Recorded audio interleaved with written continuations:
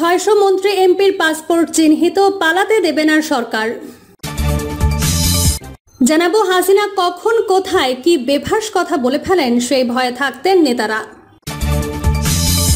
এবং সর্বশেষ জানাবো জামায়াত বন্যার দায় ভারতীয় প্রকল্পের ভবিষ্যৎ প্রসঙ্গে যা বলল ভারত। এতক্ষণ শুনছিলেন সংবাদ শিরোনাম, এবার বিস্তারিত। 600 মন্ত্রী এমপির পাসপোর্ট চিহ্নিত, পালাতে দেবে না সরকার। আওয়ামী লীগ সরকার পতনের পর বেরিয়ে আসছে নেতাদের করা অপরাধের লম্বা তালিকা। এক সালমান রহমানের ব্যাংক কেলেঙ্কারি অবাক করেছে দেশবাসীকে। এছাড়াও প্রায় প্রতিটি মন্ত্রী কিংবা এমপির নামে রয়েছে দুর্নীতির অজস্র অভিযোগ। তাই তারা যাতে দেশ থেকে পালিয়ে যেতে না পারে সে ব্যাপারে সতর্ক অন্তর্বর্তীকালীন সরকার। দেশ থেকে পালিয়ে অন্য দেশে যাওয়া ঠেকাতে বিভিন্ন শ্রেণী পেশার 6 শতাধিক প্রবাসী ব্যক্তি পাসপোর্ট ইমিগ্রেশন ফর ট্র্যাক সফটওয়্যারে ব্লক করেছে ইমিগ্রেশন পুলিশ। এসব ব্যক্তি দেশের 3 আন্তর্জাতিক বিমানবন্দর সহ ইমিগ্রেশন চেকপোস্ট হয়ে দেশ ত্যাগ করতে পারবে না। এই তালিকায় রয়েছেন সাবেক মন্ত্রী এমপি ছাড়াও আওয়ামী লীগের বিভিন্ন পর্যায়ের নেতারা। এছাড়া আওয়ামী লীগ সরকারের সুবিধাভোগী ও দুর্নীতিগ্রস্ত 2 শতাধিক মেয়র, কাউন্সিলর ও ব্যবসায়ীর নামও রয়েছে এই তালিকায়। তাদের তথ্য ছবি 3 আন্তর্জাতিক বিমানবন্দর ও সব চেক পয়েন্টে দেওয়া হয়েছে। বৈষম্য বিরোধী ছাত্র আন্দোলনে গুলি চালানোর মদদ হুকুমদাতা ও মাঠে দায়িত্ব পালন করার সাবেক 2 আইজিপি সহ অর্ধ শতাধিক আমলা ও পুলিশ কর্মকর্তার পাসপোর্ট ও ইমিগ্রেশন পুলিশের ফর ট্র্যাক সফটওয়্যারে ব্লক করা হয়েছে।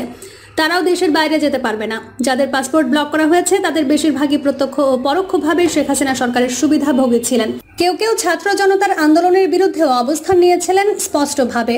নাম প্রকাশে অনিচ্ছুক বেসামরিক বিমান চলাচল কর্তৃপক্ষের এক শীর্ষ কর্মকর্তা বলেন, সাবেক মন্ত্রী, আমলা ও দুর্নীতিবাজদের হযরত শাহজালাল আন্তর্জাতিক বিমানবন্দর দিয়ে পলায়ন ঠেকাতে চেকপোস্ট বসানো হয়েছে। প্রত্যেক চেকপোস্টে এসব ব্যক্তির নাম, পরিচয়, পাসপোর্ট নম্বর ও ছবি দেওয়া আছে। সন্দেহভাজন কেউ বিমানবন্দরে এলে সঙ্গে সঙ্গে তাদের যাচাই বাছাই করা হয়, প্রয়োজনে জিজ্ঞাসাবাদও করা হচ্ছে।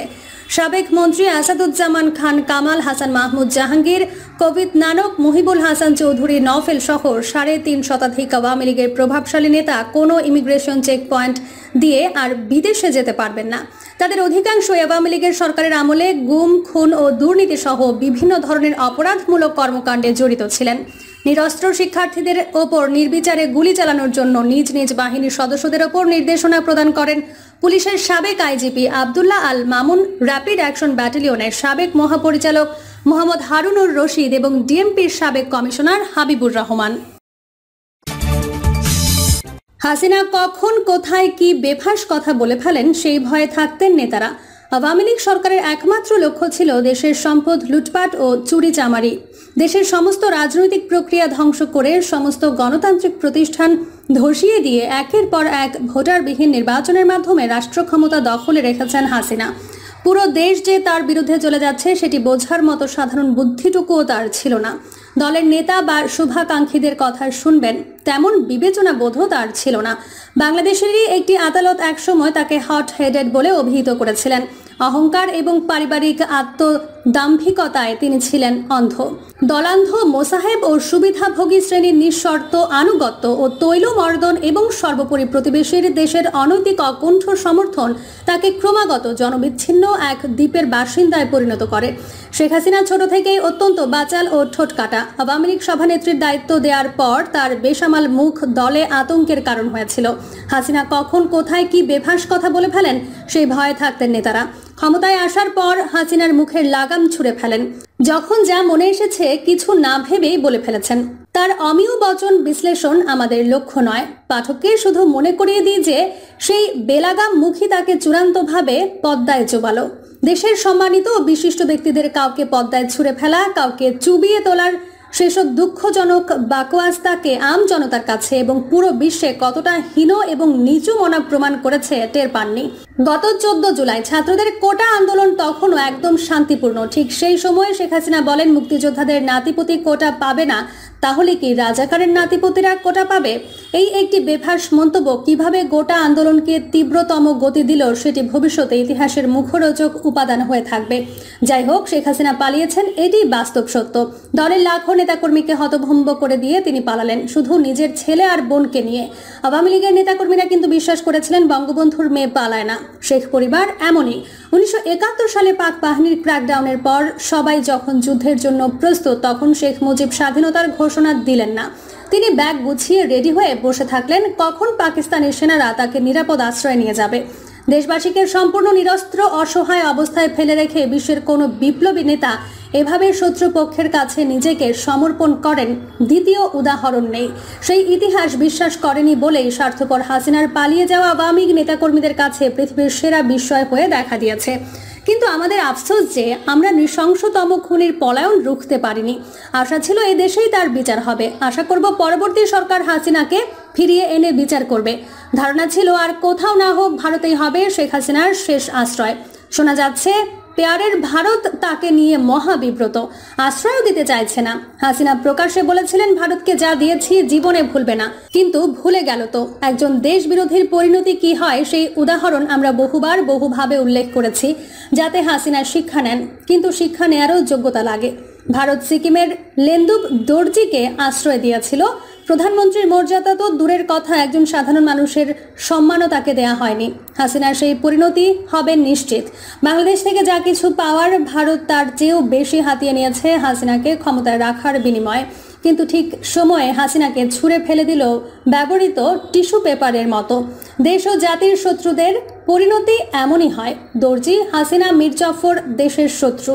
এরা ব্যক্তি স্বার্থে হাসতে হাসতে জাতির হাতে বিদেশের হাত করা পরিয়ে দেয়। আওয়ামী লীগের ফ্যানাটিক নেতাকর্মীরা সেই শৃঙ্খলাকেই সোনার গয়না মনে করে পরস্পরের পেট চুলকায়।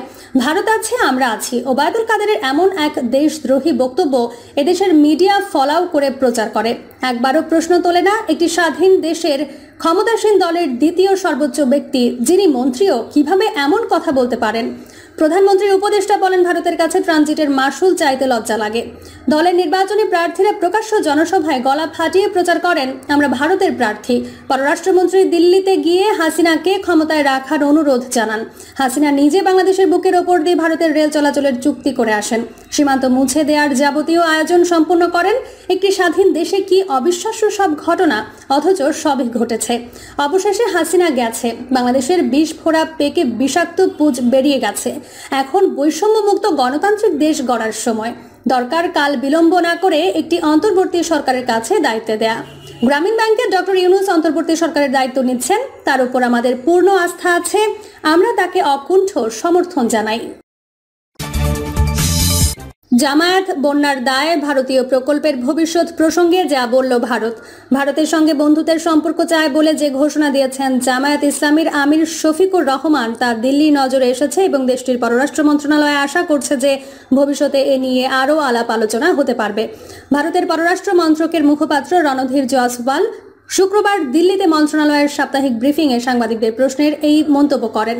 এদিনের ব্রিফিংয়ে নানাভাবেই বাংলাদেশ প্রসঙ্গ নিয়ে সাংবাদিকরা প্রশ্ন করেছিলেন। এগুলির মধ্যে যেমন ছিল জামায়াতে ইসলামের ওপর থেকে নিষেধাজ্ঞা প্রত্যাহার, তেমনই ছিল সাম্প্রতিক বন্যার দায় কার তা নিয়ে বাংলাদেশের একাংশ থেকে ভারতের দিকে অভিযোগের আঙুল তোলা এবং বাংলাদেশে ভারতীয় প্রকল্পগুলির ভবিষ্যৎ সহ নানা বিষয়।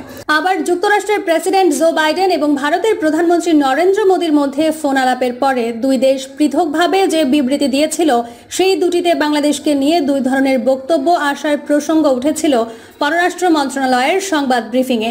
জামায়াতে ইসলামীকে নিষিদ্ধ ঘোষণা করে 1 আগস্ট যে প্রজ্ঞাপন জারি করেছিল শেখ হাসিনা সরকার, তা 28 আগস্ট প্রত্যাহার করেছে বাংলাদেশের অন্তর্বর্তীকালীন সরকার। এরপর বাংলাদেশের সংবাদ মাধ্যমগুলির সঙ্গে মত বিনিময় করতে গিয়ে জামায়াতের আমির শফিকুর রহমান বলেছিলেন যে ভারতের সঙ্গে সুসম্পর্ক গড়ে তুলতে তাদের দল আগ্রহী। এই মন্তব্য নিয়ে ভারতের পররাষ্ট্র মন্ত্রণালয়ের মুখপাত্র রণধীর জয়সওয়ালকে এক সাংবাদিক প্রশ্ন করেন, জামায়াতে ইসলামের দিকে অভিযোগ ওঠে যে সেখানে তারা ভারত বিরোধী মনোভাবকে প্ররোচনা দেয়, কিন্তু এখন যখন তারা ভারতের সঙ্গে সম্পর্কের উন্নতি চায়। ভারত থেকে ফিরিয়ে শেখ হাসিনাকে একদিনের জন্য হলেও আয়নাঘরে রাখতে চায় বিএনপি। সাবেক প্রধানমন্ত্রী শেখ হাসিনাকে দেশে এনে একদিনের জন্য হলেও আয়নাঘরে রাখার দাবি জানিয়েছেন বিএনপির চেয়ারপারসনের উপদেষ্টা জয়নুল আবেদিন ফারুক। অন্তর্বর্তীকালীন সরকারের প্রধান উপদেষ্টা ডক্টর মোহাম্মদ ইউনূসের উদ্দেশ্যে তিনি বলেন, শেখ হাসিনা অনেক নিরীহ মানুষকে হত্যা করেছে। আপনার কাছে দাবি থাকবে তাকে দেশে এনে আইনের মাধ্যমে বিচার করা হোক। একদিনের জন্য তাকে আয়না ঘরে রাখা হোক, 1-2 দিনের জন্য হলেও তাকে জেলে রাখা হোক। শেখ হাসিনার উদ্দেশ্যে ফারুক বলেন, সাইদের মৃত্যুর পর আপনি বলেছিলেন এরা রাজাকারের সন্তান। মুগ্ধ মিন্টুর মৃত্যুর পর আপনি বলেছিলেন কারো ক্ষমতা নাই আমাকে এখান থেকে সরানো। আমি লৌহ মানব, আমি শেখ মুজিবের কন্যা, আমাকে দেশ থেকে কেউ বিতাড়িত করতে পারবে না। কোথায় শেখ হাসিনা? আপনি বাংলাদেশে নাই। প্রিয় দর্শক, এই ছিল এখনকার সর্বশেষ সংবাদ। আপডেট সব সংবাদ পেতে চ্যানেলটি সাবস্ক্রাইব করে বেল আইকনটি ক্লিক করে রাখুন।